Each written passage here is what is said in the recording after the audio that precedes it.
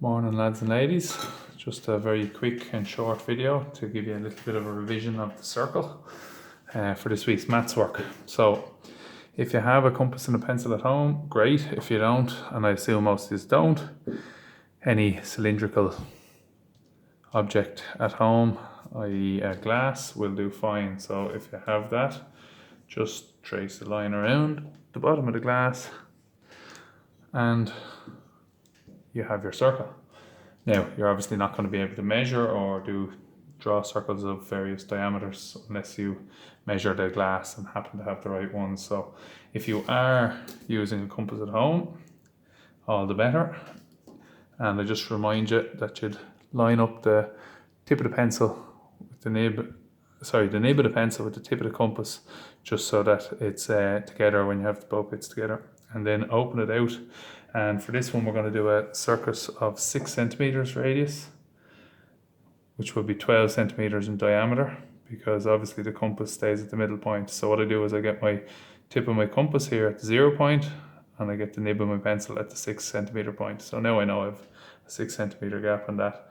Now the one thing to watch out for here is that the pencil or the compass might move and open further as you're going. If the lines don't link up at the end, well then you've made a bit of a mistake. So kind of go lightly at first and skim around as best you can all the way around.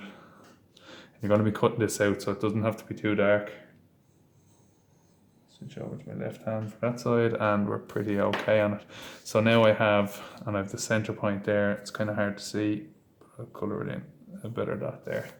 So that is your circle with a 6 centimeter radius. As you can see there, I'm going to be 12 all the way across.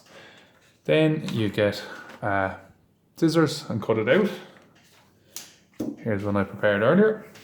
This is not a 6 centimeter radius, this is a 5 centimeter radius, as you can see there. So what I want to do is just fold my circle in half, make sure it fits nicely into each other. And when I open it up, then the center point should be marked on the center line, which it is. So that's perfect. So that line now is therefore the diameter, the whole width from one side of the circle to the other, going through the center point. And that is 10 centimeters. The radius then, and this is our revision, is from the center point of the circle to any part of the outside of the circle, and it will be 5 centimeters. How do I know that? Because the diameter is twice the radius, or the radius is half the diameter, whatever way you want to say it. So if I line it up here, 0 to the center point, 5 exactly. Okay, that's your radius and your diameter. And then the width on the outside of the circle is the circumference, which is slightly trickier, and we've talked about this before. It is approximately 3.14 times, that's pi, 3.14. So we'll get to that now in a minute.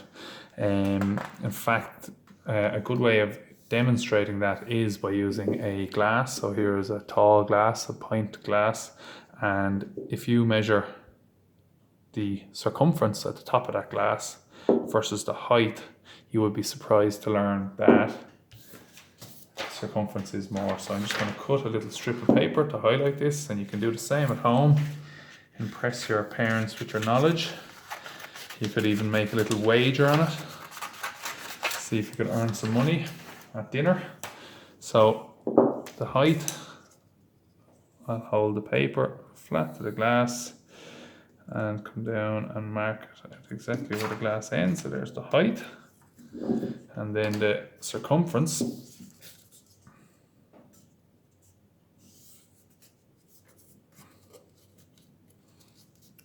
I'll just mark it where they meet.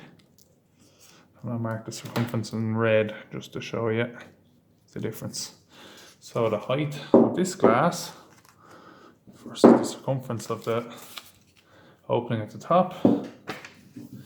So you can see here is where I mark the height, and there is the circumference. So considerably bigger. Now, back to the mathematical part, and I hope you do make a bit of money earning that. There is the diameter of that circle versus the circumference in red. So roughly 3.14 times bigger.